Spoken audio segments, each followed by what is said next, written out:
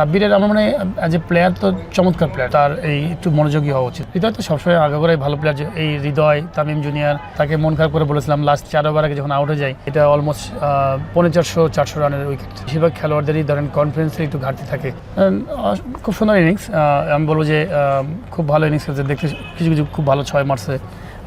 আমার মনে হয় যে তহিদ হৃদয় ভালো ব্যাটিং করেছে, সেঞ্চুরি করেছে।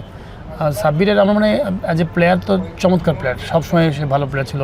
আমি মনে করি যে তার এই একটু মনোযোগী হওয়া উচিত খেলাধুলার জায়গাতে। যদি এরকম মনোযোগী থাকতে পারে তাহলে আমার মনে হয় যে তার কাছ থেকে কিন্তু আরও অনেক কিছু পাওয়ার মতো আছে। সুপার কোয়ালিটি প্লেয়ার, বিশেষ করে টি20 এবং ওয়ানডে ফরম্যাটে তার অনেক শর্টস আছে, যেটা অনেক প্লেয়ারের কাছে মাঝে দেখা যায় না। তো আই হোপ যে সবসময় দোয়া থাকবে তারা ভালো করুক। তারা যত ইন্ডিভিজুয়ালি ভালো করবে তত দেশের জন্য ভালো। হৃদয় তো সবসময় আগাগোড়াই ভালো প্লেয়ার। এই হৃদয়, তামিম জুনিয়র বা এই ধরনের খেলোয়াড়রা যখন খুব পজিটিভ প্লেয়ার, যখনই তারা ব্যাটিং করতে থাকবে দেখবেন যে তারা 20 ওভার ব্যাটিং করে দেখবেন যে দেখতে খুব সুন্দর লাগে, মনে হয় যে উইকেটটা খুবই সহজ। এবং উইকেটটা আসলে কিন্তু খুব ভালো উইকেট ছিল, খুবই ভালো ব্যাটিং করছিল, অনেক সুন্দর সুন্দর শটস দেখা গেছে। বাট আমি একটু তাকে মন খারাপ করে বলেছিলাম লাস্ট 4 ওভার আগে যখন আউট হয়ে যায়। আমি বললাম যখন সেঞ্চুরি হলো তার পরে আউট হলো, তখন আমি বললাম যে আর সেঞ্চুরি হলো নিজের, সুন্দর নিজের পারফরমেন্স হলো, টিমেরও রান হয়েছে, আর 4 ওভার যদি লাস্ট একটা ফিনিশিং করে আসতাম তাহলে কিন্তু আরও ম্যাক্সিমাম রান হতো। এখন তো 322 রান, এটা হয়তো 340-45 পৌঁছে যেত তৈরিতে যদি ফিনিশ করতে একদম।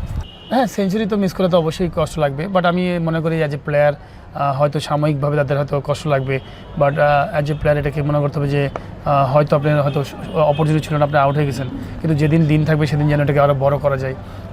আপনি যখন 90+ আউট হয়ে গেছেন, কিন্তু আমি মনে করি যে আমাদের খেলোয়াড়দেরকে এই জায়গা থেকে আমাদের বেরিয়ে আসতে হবে যে 60, 70, 80 বা 50, 40 এই রানটা থেকে কী করে আমরা এমন খেলা খেলবো যে লাস্ট ওভারে যে আমি আউট খেলবো, এবং এমন ম্যাক্সিমাম মানে পজিটিভ ক্রিকেট খেলে এমন বড় একটা ইনিংস খেলবো, টিমকে আমার ব্যাটিংয়ের সময় এমন একটা সময় থাকবে যে আমি লাস্ট পর্যন্ত যে আমি ম্যাক্সিমাম রান করবো।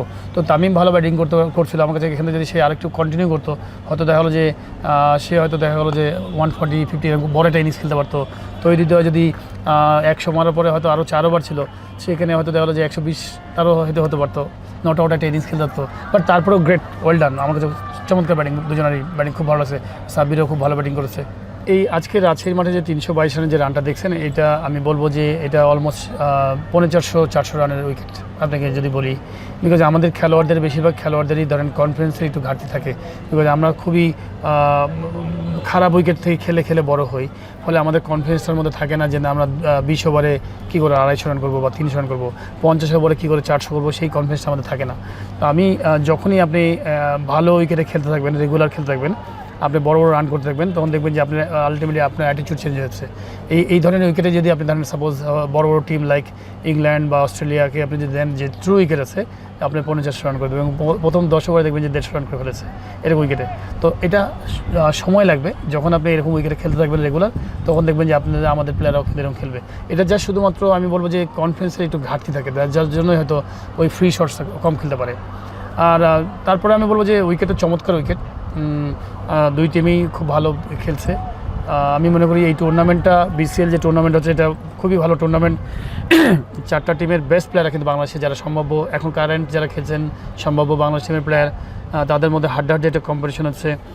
এখানে কিন্তু একটা ইগো আছে, সুন্দর ইগো বলতে বোঝাচ্ছে যে পাঠিভাগ করে যখন আপনি খেলবেন তখন কিন্তু ইগো কাজ করে না। যখন north zone, south zone, east zone, central zone খেলা হয়, তখন তাদের মধ্যে কিন্তু একটা কম্পিটিশন তৈরি হয় যে আমি নর্থ, আমি সাউথ, এই এলাকার একটা ইজম কাজ করে।